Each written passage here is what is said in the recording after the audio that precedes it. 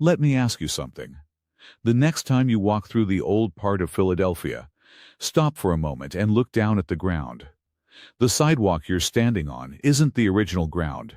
It isn't the original Philadelphia. The real Philadelphia is still beneath your feet, about 15 feet below.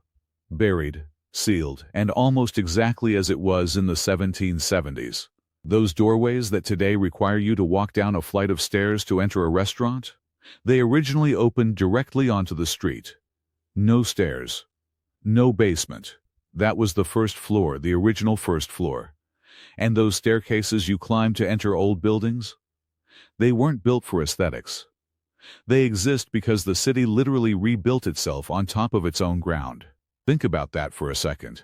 Entire streets, entire shops, stone doorways, cobblestone roads. The original ground from the 1680s still exists below, intact, preserved, like a giant time capsule. And this isn't just a historical curiosity. This is the story of how a city made a decision to save its economy, a decision that destroyed property values, sparked decades of lawsuits, and helped create a legal principle that still affects major American cities today.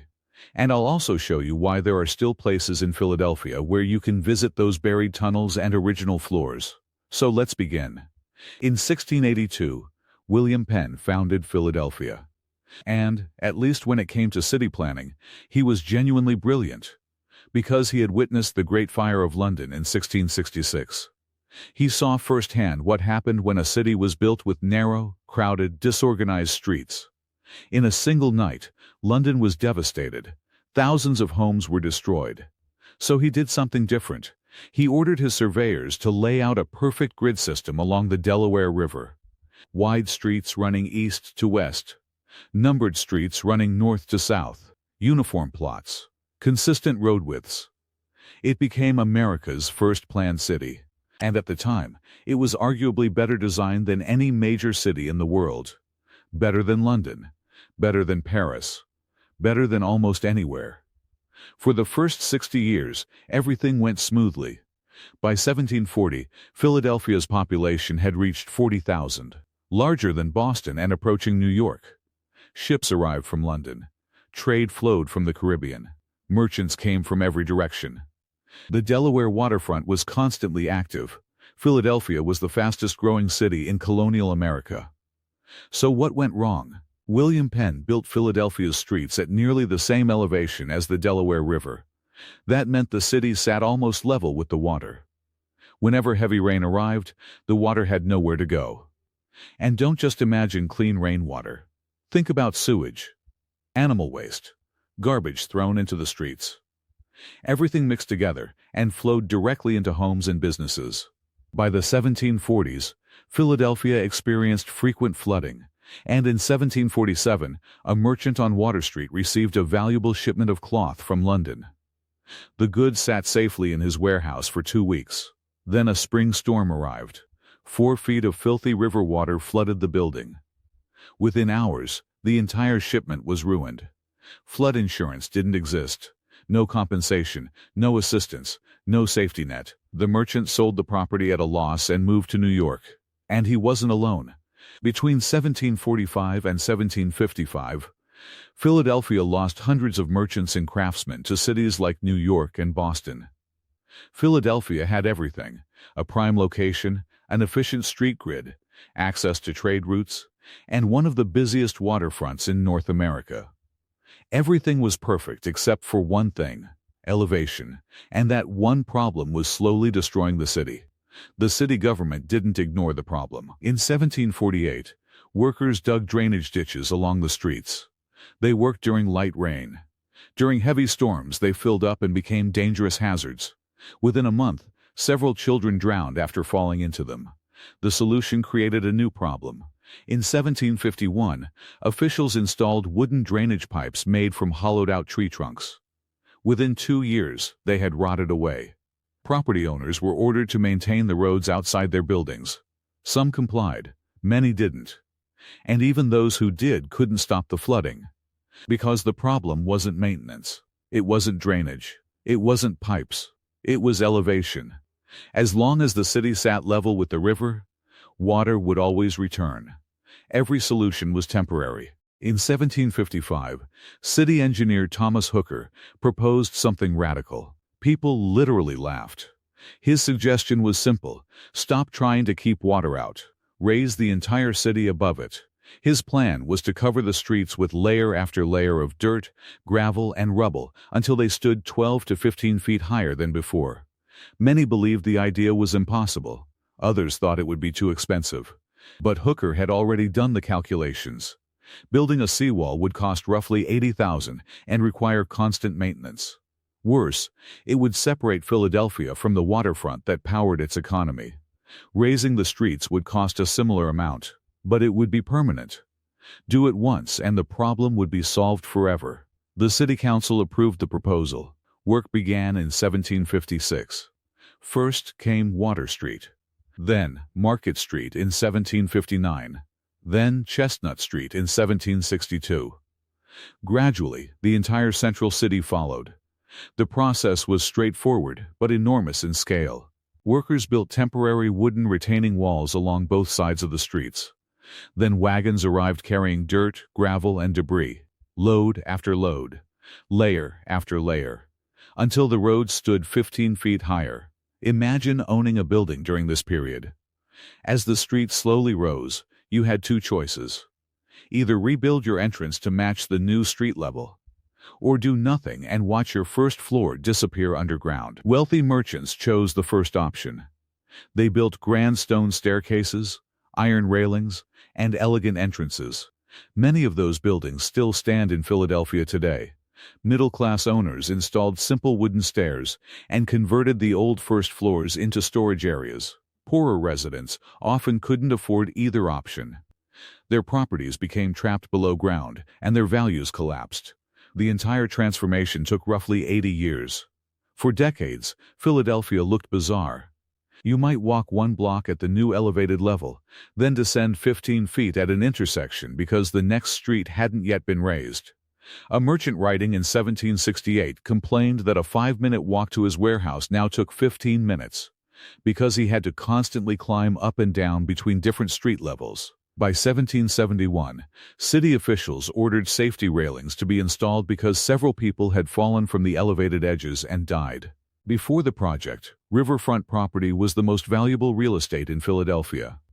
A warehouse on Water Street with direct dock access could command 3 times the rent of one farther inland. Then, everything changed. After the streets were raised, many waterfront buildings sat 15 to 20 feet below the new road level. Moving goods suddenly became far more difficult. Instead of rolling cargo directly into a warehouse, workers now had to unload everything at street level and carry it down.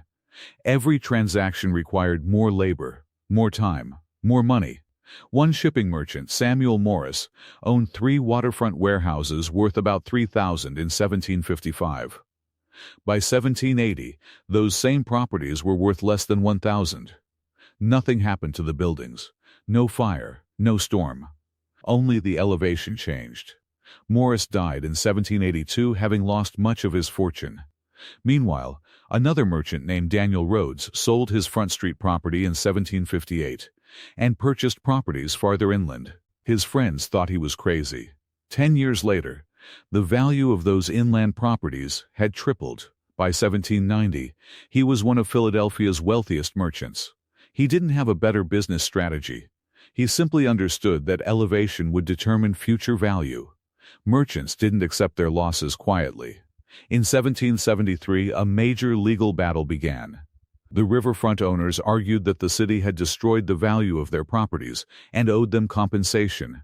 The city argued that the project benefited the public by eliminating flooding. The losses suffered by individual owners were unfortunate but incidental. The court sided with the city, and from that case emerged a legal principle that still influences American law today: incidental damage. The idea is simple. If the government undertakes a legitimate public project and property owners suffer indirect losses as a side effect, compensation may not be required. Nearly 2 centuries later, during large-scale highway construction projects, courts and planners would rely on similar legal reasoning. A principle born in colonial Philadelphia continued shaping urban development long afterward. Those buried first floors didn't stay empty. These weren't ordinary basements. They were former street-level rooms with high ceilings, large windows, and solid construction. Business owners quickly found uses for them. Taverns moved in because the underground spaces stayed cool during summer. Other businesses followed. The lower level offered privacy and discretion. Philadelphia's strong Quaker culture valued both. By the 1780s, a two-tier economy had emerged. At street level, banks, law offices, respected merchants, and luxury shops. Below, taverns, gaming houses, workshops, and eventually speakeasies during Prohibition. In 1926, federal agents raided an accounting office on 2nd Street. The office appeared perfectly ordinary, but investigators discovered a hidden staircase leading to a speakeasy capable of holding more than 100 people. It had operated secretly for 3 years. The underground city had become a world of its own. During subway construction in the 1970s, workers digging beneath Philadelphia made an astonishing discovery. About 15 feet below the surface, they encountered remarkably preserved colonial-era structures: a printing shop, a tavern, a dry goods store. Objects remained where they had been left centuries earlier. Newspapers from the 1770s, leather goods, glass bottles, printing equipment, everything preserved by the sealed underground environment. In 2015, workers repairing a water main beneath Market Street uncovered an original cobblestone road dating back to the city's earliest years. Archaeologists love Philadelphia for one reason. Most cities destroy their past when they rebuild. Philadelphia buried its past intact. It preserved an entire moment in time. In 2008, a property owner excavating beneath a building on 2nd Street discovered that what appeared to be a basement was actually a first floor from the 1740s. Original fireplaces survived. Wooden beams remained intact. Window openings that once faced the street still existed. The owner spent roughly $200,000 restoring the space. Today it operates as a restaurant located about 15 feet below modern street level and has become a tourist attraction. And it's not alone. There are still places throughout Philadelphia where visitors can experience pieces of the buried city. So if you ever find yourself walking down a staircase into an old Philadelphia restaurant or bar, notice the unusually high ceilings and the windows positioned at sidewalk level. Pause for a moment. You may be sitting inside someone's former living room or their shop, and the doorway you just descended through may once have been the main entrance to the city that stood on Philadelphia's original ground. Philadelphia didn't just raise its streets. It buried an entire economic system. It helped establish legal ideas that continue to influence public projects today. And it demonstrated what cities are willing to sacrifice in order to survive. Fortunes, buildings, even the physical past itself. Yet beneath the modern streets, the original Philadelphia still waits. The first floors, the stone doorways, the cobblestone roads, the taverns, the printing shops, still down there, still hidden, still waiting. Philadelphia never claimed the past was more important than the future. It simply decided that if the future was going to exist, the past would have to be buried. And then it literally did exactly that. Does your city have a hidden history buried beneath the surface? Or is there a place you see every day but don't know the real story behind it? Tell me in the comments. I'm genuinely curious. And if you enjoy stories about hidden cities, buried history, and forgotten worlds, subscribe to the channel. Because every week, I bring you a story you won't find in most textbooks. And if this video taught you something new, don't forget to leave a like.